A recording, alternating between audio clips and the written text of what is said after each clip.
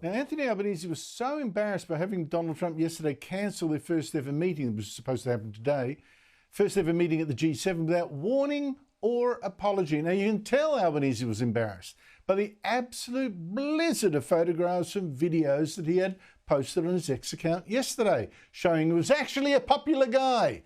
Astonishing. It was about 20 of them, like pictures of Albo meeting the head of the UN, meeting the Prime Minister of India and of Japan and of Canada and of Britain, as well as the President of South Africa and of South Korea, and a video of Albanese hugging the President of Ukraine, meeting the head of NATO, meeting the Canadian Governor General for some reason. She didn't look very impressed, as well as the US Treasury Secretary and other US trade representatives. On it went.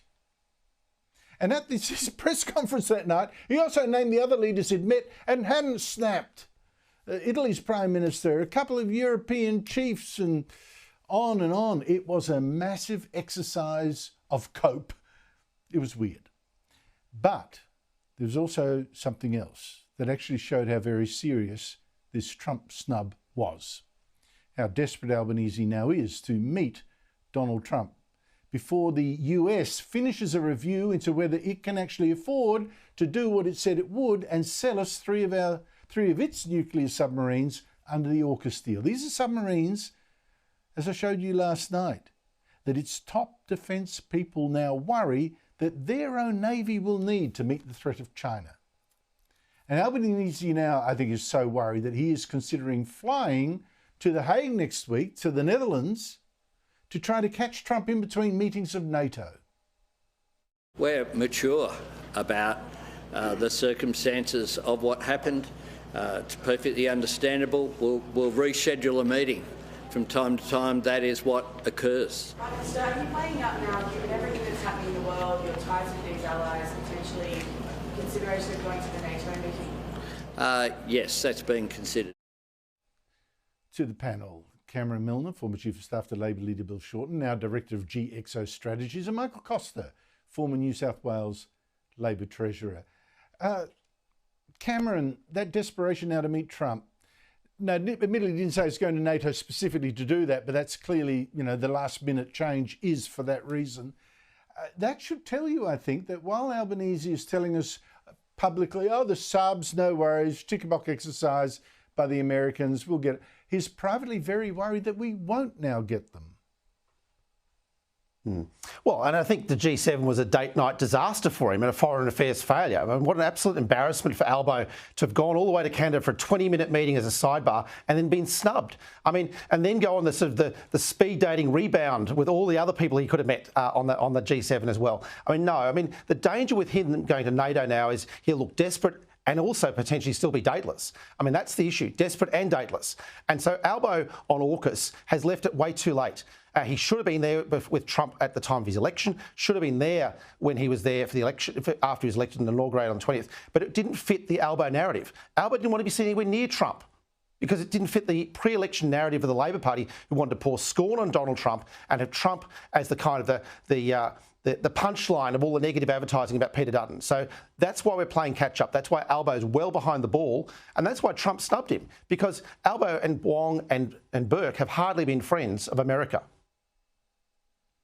Yeah, look, Michael Costa, I get that Trump had bigger fish to fry back in Washington, but to do it without even the courtesy call, sorry, not that I can squeeze you in for 5 minutes, or hop on the plane to Washington and we'll talk at length, nothing, absolutely nothing, just like that. What does that tell you?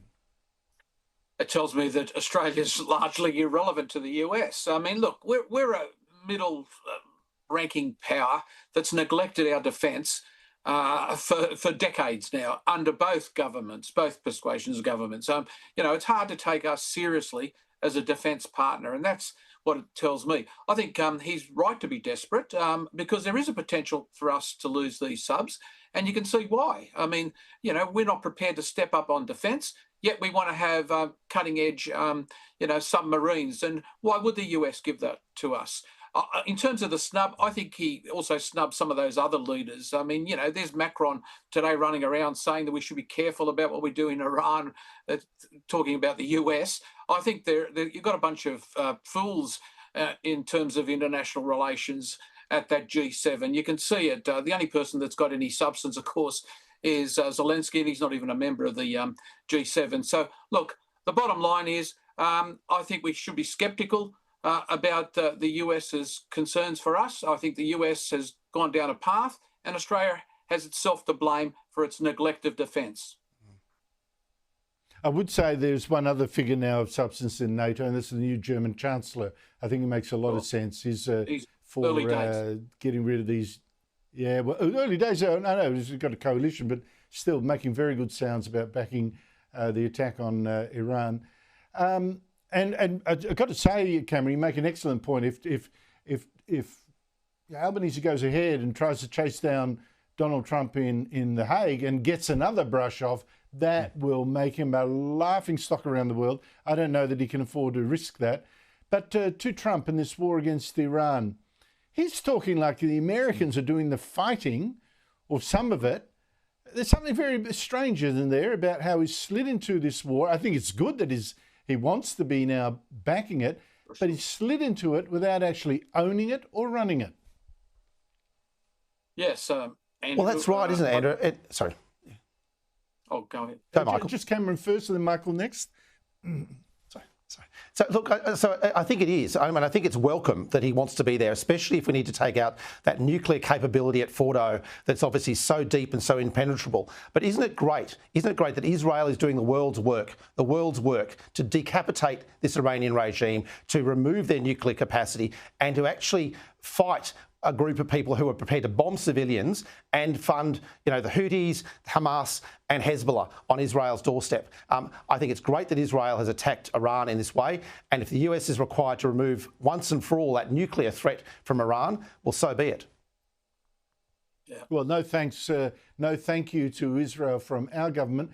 What do you think about how Trump has got into this war and how he's now posting messages suggesting he's fighting it? What do you make of that, Michael? Oh, look, I'm pleased, and I think the whole world should be pleased. I mean, look, the isolationist position in the MAGA movement was completely loony. People like Tucker Carlson and Candace Owen, these people are crazies. Charles Lindbergh is the sort of model for these sorts of people that was, betrayed the US in the face of the Second World War. The bottom line is Trump wants to be seen as a winner. He has to be seen as a winner, and he needs to defend US interests. People forget the US has a responsibility because all of the key institutions, the economic institutions of the world, are US institutions. The World Bank, the UN, in fact, the IMF. It has the world's reserve currency, and it has $30 trillion worth of debt to the rest of the world. It's only defending its own interests, let alone the global interests and the values that we all have to have. I hope Trump does step up. It doesn't mean regime change. I think that's the big unknown in all of this, but certainly destroying the nuclear facilities. And let's not forget, Andrew, Israel is smaller than New South Wales in terms of its GDP, and it has the same population. It is staggering, the achievement of the Israeli government, the Israeli people in relation to taking on Iran, which is 10 times its size. That's our model for the future. We've got no defence, and look at Israel. That's absolute. Compare us now even to Ukraine's army, how that's been fighting and so innovative. I know it's a much bigger country, but still. Cameron Milner, I mean, it's what is it that stops this government from saying a thank you to Israel? I mean, I know Penny Wong today, the foreign minister, amped up her rhetoric against Iran finally, but this is like days later and they still haven't said, yes, Israel was right to go into Iran and try to, clean out this unlawful, this threatening nuclear weapons program. Well, Michael and I have been at too many state conferences, I think, and national conferences, seeing these people come through the party. I mean, these are hardcore lefties who are embarrassed to stand with our allies, embarrassed to stand with democratic institutions like the US, like the UK, like Israel. stand with our Jewish brothers here in Australia.